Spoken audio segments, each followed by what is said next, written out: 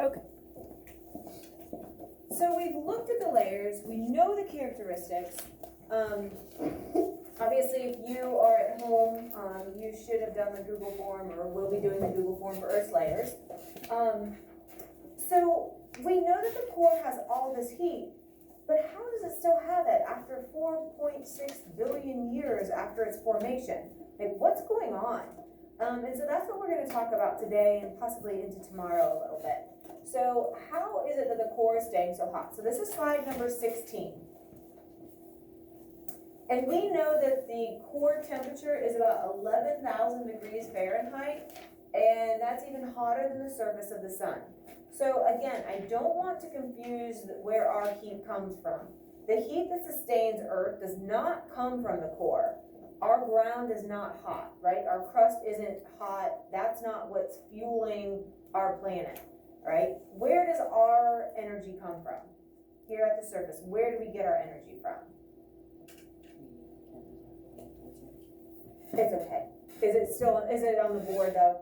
Okay, thank you. That's fine. I don't want to prepare a minute, but thanks. I appreciate that. The sun. Yeah, our sun, right? So our sun is what gives us our heat here at the crust. But we know that there is this internal heat that's going on in the core. And that's what we're talking about. So about 1 billion years after the Earth formed, it started to melt because the heat rising from a couple different sources. One of these is gravitational energy. You hear the word gravity in that. Ethan, are you with me? Hello, you want to nudge him? Whoa, welcome back. Dang, it's definitely Monday. Oh, you do? Okay, that's fine. If you want to grab the notes another time from online, you can do that. I understand. There's also this process of radioactive decay. Right, and it's something that we're going to talk about a little this unit and get into even more, I think 2 units from now. And then friction. What is friction? We talked about this with our contact forces. Oh good, I see some people rubbing their hands, right? It's when things are in contact and they're moving back and forth, right? So these 3 things, if you kind of break them down, you might not know exactly how they apply to our internal heat or the temperature of the core, but you kind of have a general idea. They're at least familiar, for what they're doing. So even though the core is only a really small portion or fraction of our entire volume, the heat generated by the core is going to escape really slowly. So this has allowed our internal temperature to remain hot. Very, very hot. And this is what's responsible for heating our magma.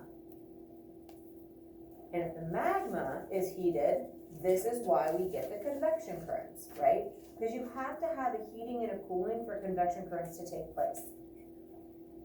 And this is the heat source. So I'd use the example of a bonfire. If you're close to the bonfire, you're getting warm. If you're away from the bonfire, you're cooling off.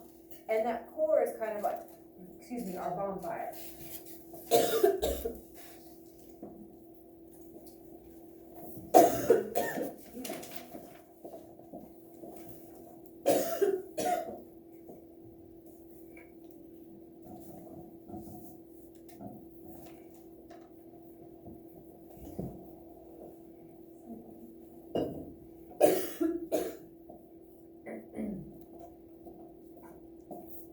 All right, so when you think of gravitational, we know that gravity pulls things inward, right, towards the center.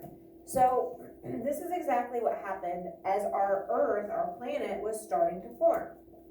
So you have these little solid bodies of rock, and they're being pulled together into a larger mass.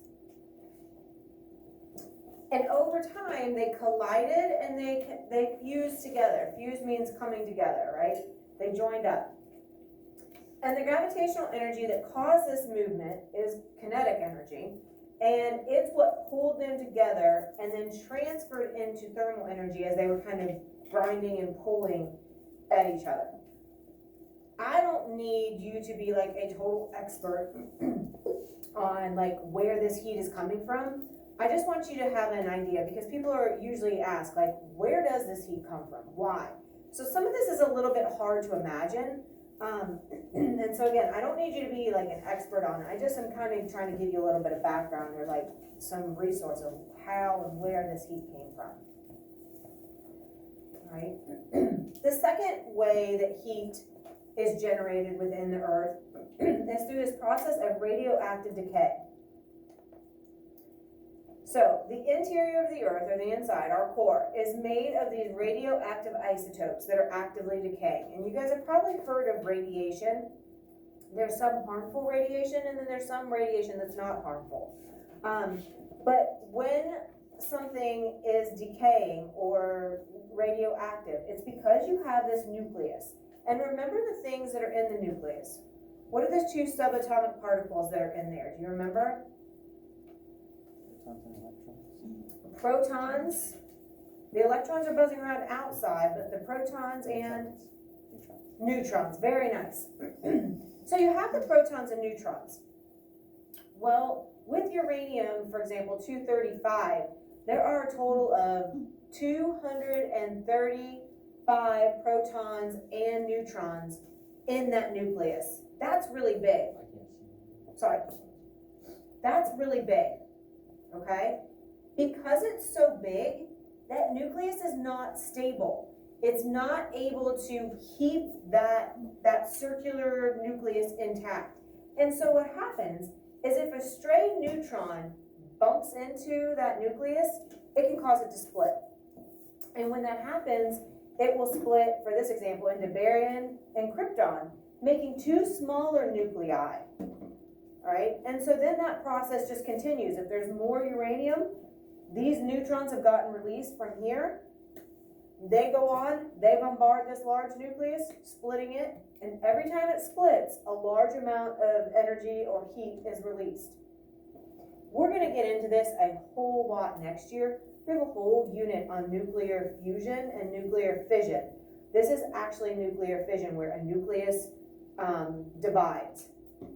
Okay, so I don't need you to know. There's going to be a point in time where we get into these specifics, but this is what's actually happening. So I just kind of, again, want to give you a little background and let you know what's happening. So all radioactive material are going to give off heat during that process.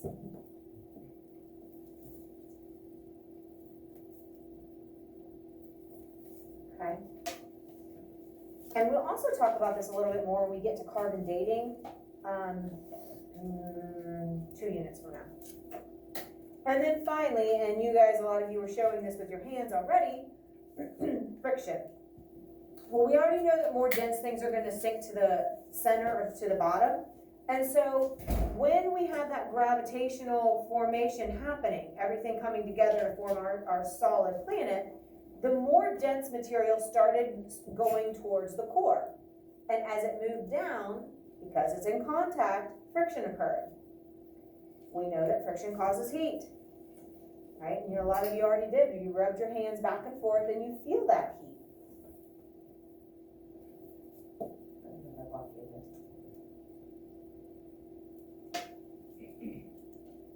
Okay? And so here's kind of an explanation of what's happening. So when the earth was molten or liquid rock, right, gravity is going to pull that more dense material towards the center. Less dense is going to stay at the surface, which is the way it is today, right? Our crust is less dense. If you think of our song, as you go down, density increases. And so as Earth solidifies again, we're going to get that arrangement. The more dense core, less dense crust. And so you have that layered structure where you have that iron and nickel near the center in the core, and then your less dense rock material and minerals at the surface. And that's how we get the composition, the arrangement, the layering of our Earth. And then again, if you think of like your brownies cooling, right? The crust and the top kind of cools first and gets hard and crunchy. And then that's exactly what's happened with our layers, right? Our crust has gotten hard and crunchy and cooler, while the inside stays a little bit, it's a little bit softer in that magma, and then as you go down, right, it gets hotter. That outer layer, that outer core is liquid, and then your inner core is solid. Why is it solid again? When it really should be a liquid, Because Cameron? of all the pressure. Good, all that pressure. Did you have a question too? Okay. And so large cracks are going to develop because of thermal stresses and pressures, leaving the lithosphere broken into big chunks.